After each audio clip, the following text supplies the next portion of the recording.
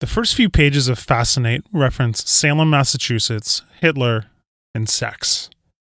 Okay, Sally Hogshead, you win. I'm fascinated. And what exactly does that mean anyways? Well, if you believe what's in De Fascino, it means that I have an open covenant with Satan. Over time, the concept of fascination has become a little less sinister, but not any less powerful. As Hogshead points out, people are truly looking for two things: to be fascinated and to be fascinating. As a brand, if you can give those two things to people, you will win. In this book, you'll learn how the 7 triggers operate to make this happen. You can use lust to create a craving for sensory pleasure, how mystique lures with unanswered questions, how alarm threatens with negative consequences, how prestige earns respect through symbols and achievement, how power commands and controls, how vice tempts with forbidden fruit, causing us to rebel against norms, and how trust comforts us with certainty and reliability. Not only will you learn what these triggers mean, you'll get a plan of attack for how to implement them in your business. Are you fascinated? I am, and I hope you'll join us on this journey. But first, let's start with how you know if you're fascinating with the golden hallmarks. The golden hallmarks. First of all, how are you supposed to know if you're fascinating or not? Well, Sally's got the answers. Here are the golden hallmarks of a fascinating message. Fascinating messages provoke strong and immediate emotional reactions. The best example of that these days is Donald Trump. You either love him or you hate him. You are not indifferent about him. Fascinating messages create advocates. NASCAR has advocates. Warren Buffett has advocates. Harley Davidson has advocates. Do you? Fascinating messages become cultural shorthand for a specific set of actions or values. Some brands just have a point of view so strong that they become part of a person's identity. Just like Apple stands for beautiful design. Fascinating messages incite conversation. Fascinating people and brands get talked about a lot. As Sally says, they earn more attention than they pay for. Fascinating messages forces competitors to realign around it. Zappos.com has done an amazing job of this in the online retail market. When people start copying what you are doing with hopes of riding on your coattails, you know you are fascinating. And finally, fascinating messages trigger social revolutions. John Lennon is a great example of this. So that's how you know if your fascination attempts are working. Now let's look at each of the 7 fascination triggers you can use to make this happen. Trigger number 1, lust. If you trigger lust, you will draw others closer and keep them wanting more. Lusting isn't about physical attraction, it's about anything that you crave. So how do you get people to crave you? First of all, inject some feeling into your brand.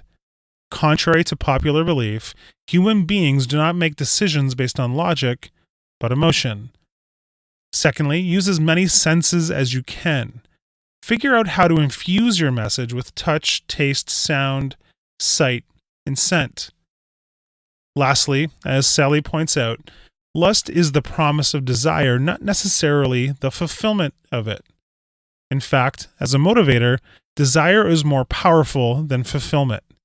So get your tease and flirt on and get ready to fascinate. Trigger number 2, mystique.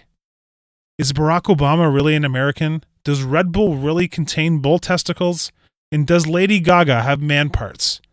We don't know the answers to these and many other important questions. And as it turns out, we'll continue to be fascinated for as long as we don't have the answers. Why? Because we are hardwired to be intrigued by unanswered questions. If you can trigger mystique, people will want to learn more about your message. Score. Here's how you crank up the mystique dial to 11. Withholding information is a great place to start. Remember how the Dukes of Hazzard would always end with Bo and Luke Duke stuck in the middle of a car chase? We just have to know how it ends. Building mythology around a brand is also a great route to take. As Sally points out, maybe the Colonel's 11 herbs and spices really are more special than what you can get in the supermarket. But maybe not. Which leads to the conclusion that it's the secret that's more valuable, not the recipe itself. Lastly, you can create mystique around your brand by limiting access. A place that does this better than anybody else? The LA restaurant Crustacean. It's famous for its garlic crab dish. It's made in a secret kitchen inside the main kitchen where only the founding family members are allowed to enter. Apparently, the dish is incredible. What's the one thing you can't have at Crustacean? Access to the kitchen. Trigger number 3, alarm. This is your brain on drugs. You remember that one? That's the alarm trigger at its finest. Or is it? Let's see.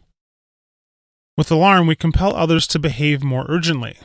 When we do that, they take action in order to avoid negative consequences. Or sometimes people will actually take steps to find alarm, like that rush of adrenaline you feel when the ground is coming at you 100 miles an hour when you go skydiving. If you want to get the alarm trigger working for you, here's what you need to do. First, you need to define the consequences. The more serious the consequences, the more action you're likely to inspire. Second, create a deadline for the action. As a race, we humans are not very good at taking action without deadlines. So make one. Like, call in the next 20 minutes for these ultra amazing Ginsu knives, and we'll throw in another set of knives completely free. Lastly, make sure to focus on the crisis most feared, not the most likely. Remember the Got Milk campaigns? The creators of those campaigns realized that the fear of running out of milk to go with your chocolate chip cookies is greater than the fear of your bones crumbling under your own weight because of osteoporosis. Crazy, but true. Trigger number 4, prestige. There's only 2 things I hate in this world: people who are intolerant of other people's cultures and the Dutch. That's a joke from the movie Austin Powers, because I can.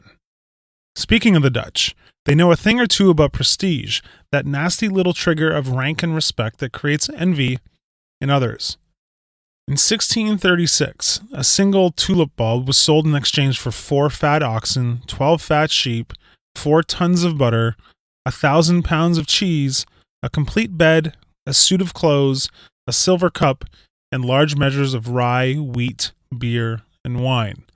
At the height of the tulip craze, one tulip bulb sold for roughly $25,000. That's some crazy stuff. Well, some things never change. Today, just as in 1636, the most prestigious aspect of an asset is the idea of it. Like, did you see how big her rock is? Or what area code do you live in? Or how many Twitter followers do you have? Prestige determines the pecking order in life. Do you want your brand to be a signal of prestige? Here's how. You can develop emblems. As Sally points out, emblems can be elaborate, expensive, or humble, but they all share one thing: a degree of unattainability. Take a tip from the highest performing premium brands and control how many people get access to your brand. Set a new standard. Grey Goose set a new standard when they doubled the price for vodka. Starbucks set a new standard when they started charging $5 for coffee. You can limit availability. The less there are, the more people want it. But just make sure that you're limiting availability to something that people actually want. Trigger number 5 is power. If you've ever had the pleasure of Bill Clinton's company, you know that he makes you feel like the only person in the world. Under that intoxication, you'd probably submit to doing almost anything. Power is used for good when it motivates others to rise to their best. Power is used for evil when it unjustly intimidates or persecutes. Here's how to use it to your advantage and get people to defer to your message, whatever you're up to. It may seem silly to try and control the little things in your environment. However, psychologists suggest that when people give up control of basic elements of a situation, they are much more likely to submit to significant change. Landmark Education is a self-help education company that is little known in most circles, but once you have an experience with them, you'll never forget it. They control every single element of their courses, down to measuring the distance between chairs with a blackboard eraser. So what can you do to control your environment? You'll consider every aspect of how the audience experiences your presentation, including the layout of the room, the schedule, and even the refreshments. You'd ensure there were no distractions like noise or interruptions. You'd monitor the comfort level and maybe even ask people to turn in their cell phones instead of asking them to just turn them off. Now the crowd is ready to listen to your message. Trigger number 6, vice. Vice includes everything we want to do, know we shouldn't do, but still just might do, like eating that second piece of chocolate cake for dessert. When we get a little vice mojo working for us, we get people to deviate from their usual code of conduct. Here's how we do it. One of the most powerful things you can do is to create taboos.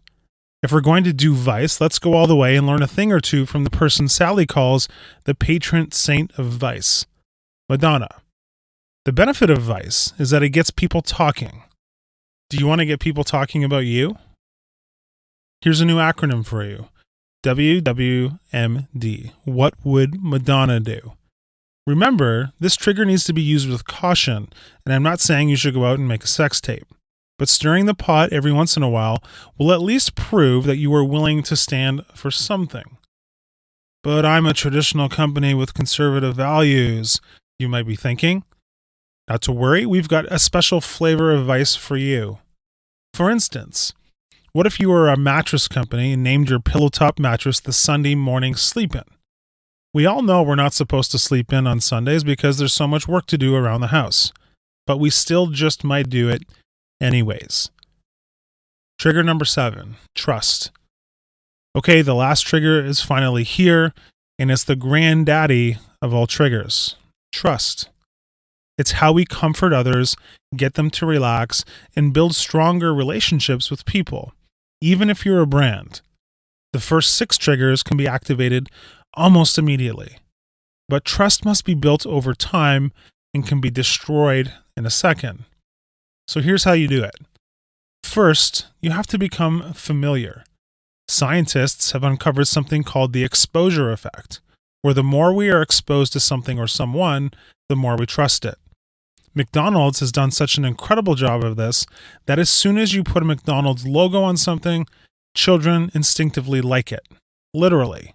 So remember to be predictable in your message and keep telling it over and over again. But if you need to get results on the trustometer quickly, fear not. In order to earn trust quickly, you should tap into values that extend over time. One way to do this is tapping into the music that people have been listening to for a long time. Or you can try smells like freshly baked chocolate chip cookies like great real estate agents do. In other words, you'll need to borrow trust from somebody else. So in conclusion, there you have it, your playbook for becoming more fascinating to your target audience by employing the 7 fascination triggers: lust, mystique, alarm, prestige, power, vice, and trust. Just remember to use your newfound superpowers for good. Hi, I'm Rhonda, and this is an exclusive audiobook video recorded for the Audiobook Master channel. Enjoy your audiobook and have fun learning. Don't forget to subscribe and hit the notification button so you'll get updated on our next upload. If you liked the video, give us a thumbs up and say your thoughts about the book we just covered. Do you want to listen to a summary or review of a book that we haven't covered in the past? Say it in the comments below or send us a message. Don't forget to check our other uploads. Enjoy listening!